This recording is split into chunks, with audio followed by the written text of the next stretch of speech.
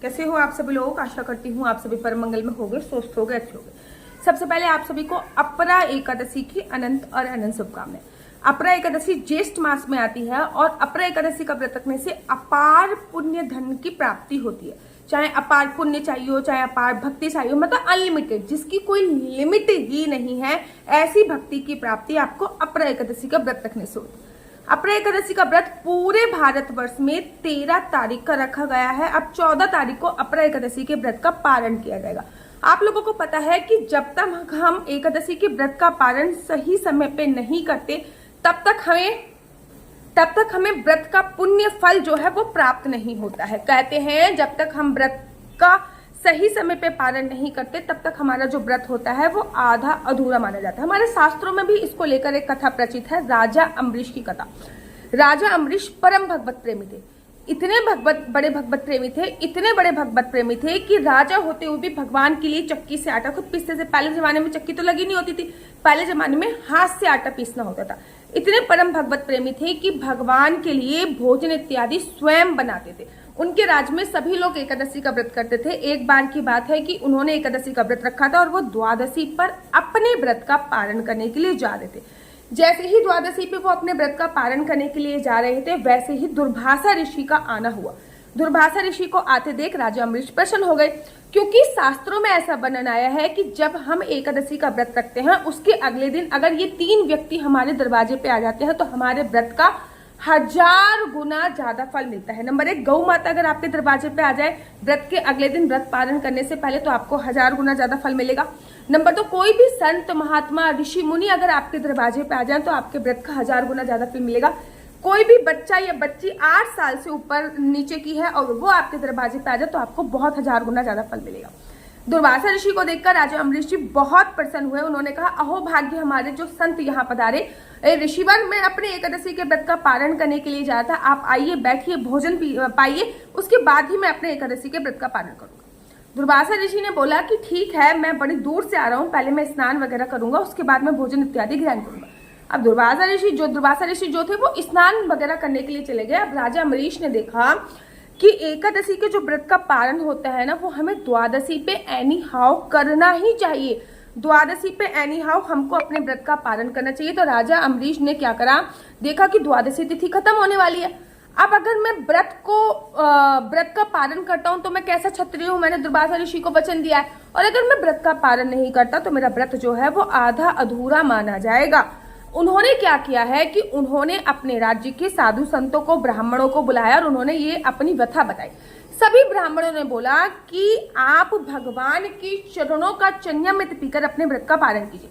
देखो, 13 तारीख को अपरा एकादशी है और 14 तारीख को प्रदोष का व्रत है। अब अपरा एकादशी के व्रत का पारण कैसे करें, तो राजा अम्बरीश जी ने इसके बारे में आपको बता दिया है कि भगवान के चरणों का चन्यामृत पीकर, अर्थात जिस जल से आप भगवान को स्नान कराओगे वो जल पी के आप अपने व्रत का पारण कर सकते हो। जिनका प्रदोष का व्रत है या अगले दिन जिनका थर्सडे का व्रत है वो लोग ऐसा कर सकते हैं। राजा अम्बरीश जैसे ही भगवान के चरणों का चन्यामृत पीने ही वाले थे, दुर्वासा ऋषि का आगमन हुआ। दुर्वासा ऋषि ने कहा, हे मूर्ख धूर्त राजा, तू ये क्या कर रहा है? तूने मुझे वचन दिया है कि जब तक तू मुझे अन्य जल ग्रहण नहीं कराएगा तब तक तू अन्य जल नहीं खाएगा। अब अम्बरीश ऋषि बहुत समझा रहे हैं लेकिन दुर्वासा ऋषि को समझ में नहीं आ रहा। उन्होंने अपने बाल पकड़े हैं, अपने बालों को गोल गोल घुमाया है, जमीन पे पटक दिया। एक भयंकरी राक्षसी प्रकट हो गई, नाम पड़ा कृत्या। कृत्या राजा अम्बरीश को खाने के लिए दौड़ी। वैसे ही महाराज भगवान का सुदर्शन चक्र प्रकट हो गया। भगवान के सुदर्शन चक्र ने उस राक्षसी कृत्या के टुकड़े टुकड़े कर दिया। भक्तों, भगवान का सुदर्शन चक्र दुर्वासा ऋषि के पीछे पीछे, दुर्वासा ऋषि आगे भाग रहे हैं, भगवान का सुदर्शन चक्र पीछे भाग रहा है। दुर्वासा ऋषि भागते भागते ब्रह्मा जी के पास पहुंचे और बोलते हैं कि मुझे आपके मानस पुत्रों में से एक माना जाता है। ब्रह्मा जी के 10 मानस पुत्र है ना, उनमें से एक दुर्वासा ऋषि भी है। कृपया सुदर्शन चक्र से मेरी रक्षा कीजिए। भगवान ब्रह्मा जी ने बोला है कि बेशक आपको मेरे मानस पुत्रों में से एक बोला जाता है, लेकिन इस सुदर्शन चक्र से मैं आपकी रक्षा नहीं कर सकता। महाराज, जिसका ये सुदर्शन चक्र है आप उसकी शरण में जाइए। भागते भागते भगवान शिव के पास पहुंचे और बोलते हैं कि मुझे आपका अंश अवतार बोला जाता है, कृपया करके सुदर्शन चक्र से मेरी रक्षा कीजिए।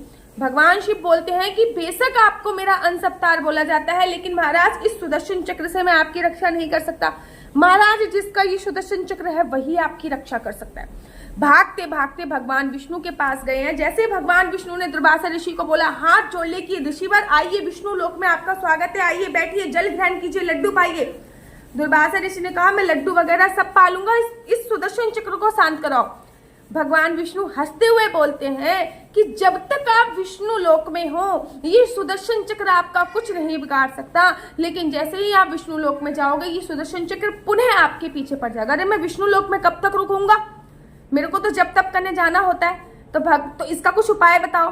तो भगवान विष्णु हंसते हुए बोलते हैं, अहम भक्त पराधीनम, अर्थात मैं अपने भक्तों के अधीन हूँ। ये सुदर्शन चक्र मेरे भक्त की वजह से प्रकट हुआ है, अब मेरा भक्त ही इसको शांत करा सकता है। भागते हुए दुर्वासा ऋषि राजा अम्बरीश के पास गए हैं और बोलते हैं कि आपसे परम भगवत प्रेमी कोई नहीं थे। तो राजा अम्बरीश भी एकादशी का व्रत रखते थे और सही समय पे अपने व्रत का पालन करते थे। अब आपने अपरा एकादशी का व्रत 13 तारीख को रखा होगा और आपको 14 तारीख को सही समय पे व्रत का पालन करना है। अगर आपने सही समय पे व्रत का पालन नहीं किया तो आपके एकादशी का व्रत आधा अधूरा माना जाता है। पहले तो द्वादशी तिथि पर आपको सुबह सुबह उठना है, पानी में गंगा जल डाल के स्नान करना है, फिर चावल से संबंधित कुछ भी चीज अपने घर पे बनाइए। खीर बना सकते हो, पोहा बना सकते हो, दाल चावल बना सकते हो, खिचड़ी बना सकते हो। मैं खीर बनाती हूँ और कभी कभी खिचड़ी बनाती हूँ, आप इसमें से कुछ भी बना लीजिए। भगवान को उठाइए, लड्डू गोपाल को, सबको उठाने के बाद खीर का या खिचड़ी का, चावल से संबंधित किसी भी चीज का भोग लगाइए। फिर किसी योग्य ब्राह्मण को घर पे बुलाइए, उनको भोजन इत्यादि कराइए, कुछ दान दक्षिणा दीजिए। कहते हैं जो भी भगवान का प्रिय भोग होता है एकादशी पर वो दान में जरूर देना चाहिए। जैसे कि अगर मैं अपरा एकादशी की बात करूं तो अपरा एकादशी पे भगवान को खीरे और ककड़ी का भोग लगता है, तो आपको द्वादशी पे खीरा और ककड़ी दान तो जरूर करनी है। बाकी आप में जो सामर्थ्य है वो दान कर सकते हो। अगर योग्य ब्राह्मण घर पे ना आ पाए, इतनी सुबह सुबह योग्य ब्राह्मण कभी कभी घर पे नहीं आ सकता, तो आप ब्राह्मण के घर पे जाके एक थाली भोजन दे के आ सकते हो, गौशाला में जाके एक थाली भोजन दे के आ सकते हो, किसी मान्य के घर पे जाके एक थाली भोजन दे के आ सकते हो। अगर सुबह सुबह इतनी जल्दी खाना ना बन पाए तो सूखा आइटम भी मंदिर में जाके दान दे सकते हो, ब्राह्मण के घर पे गौशाला में जाके दान दे सकते हो। इतनी सुबह सुबह समय ना हो, गृहस्थ जीवन में पति के लिए लंच वगैरह बनाना है, कैसे करें, इतनी सुबह सुबह समय नहीं है, तो जब भी पैसा निकाल के रख लीजिए, जब भी आपके पास समय मिलेगा तो वो आप दान अवश्य कर दीजिए। एक दो चीजें बच्चों जरूर याद रखिएगा, एकादशी के व्रत में पारण जरूर समय पे कीजिएगा। 13 तारीख को एकादशी है, 14 तारीख को जो व्रत का पारण है वो सुबह सुबह 5:30 बजे से लेके 8:30 बजे तक होगा।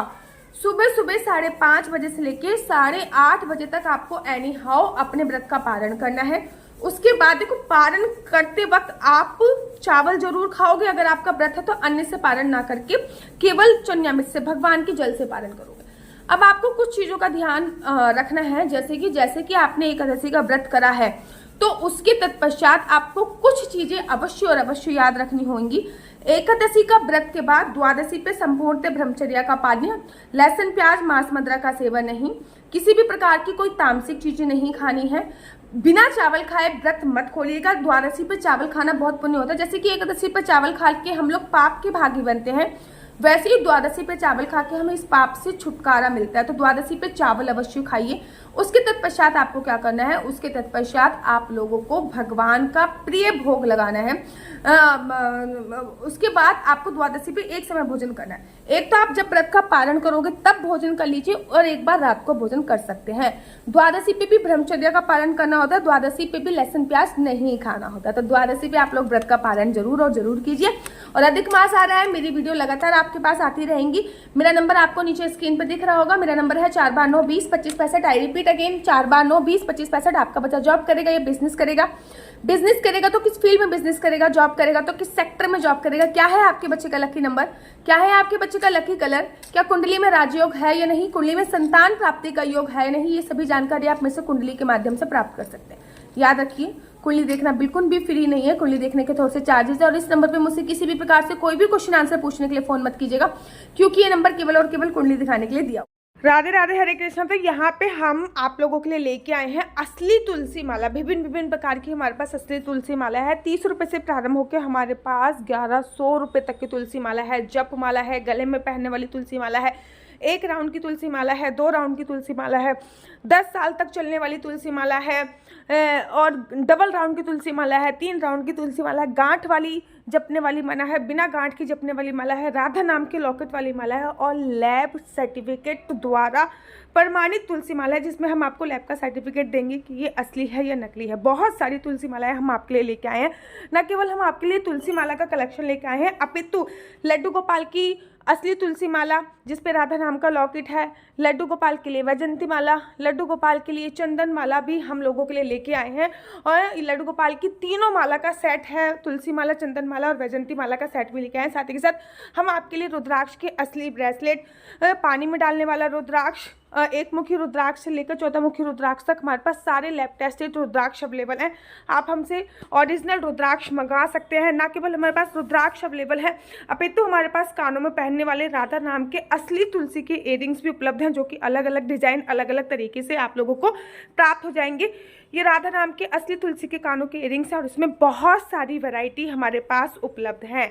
आप जल्दी से जो नीचे नंबर दिया गया है उस पर संपर्क करके अपनी चॉइस से कोई भी राधा नाम के इयररिंग्स अपने लिए ले सकते हैं। उनके प्राइस बहुत ही सस्ते हैं, 150 रुपये से फ्री हो 150 रुपये से स्टार्ट होकर मात्र 200 रुपये तक है। और ये है राधा रानी और भगवान श्री कृष्ण जी के चरण, जो आपको अपने मंदिर में जरूर और विभिन्न प्रकार की अलग अलग तुलसी मालाएं आप लोगों के लिए उपलब्ध है। 30 रुपये से प्रारंभ होकर 1300 रुपये तक की तुलसी मालाएं आप लोगों के लिए उपलब्ध है। हम आप लोगों के लिए लेके आए हैं श्रीधाम वृंदावन की रज, 8 प्रकार की रज इसमें उपलब्ध है। न केवल एक सेवा कुंज की, निधि कुंज की, ललिता कुंड की, राधा कुंड की, कृष्ण कुंड की, निधि वन की, यमुना जी की, 8 जगह की ब्रज रज इसमें आपको उपलब्ध हो जाएगी। ऑर्डर जल्दी से जल्दी नीचे दिए गए नंबर पर करिए, हमारे पास लिमिटेड स्टॉक है। राधे राधे। अगर आपको मेरी वीडियो अच्छी लगती है तो आप अपना यूट्यूब चैनल हरि बोल को लाइक शेयर सब्सक्राइब करना बिल्कुल भी मत भूलिए। तब तक के लिए मुझे दीजिए इजाजत। राधे राधे, हरे कृष्णा, हरि।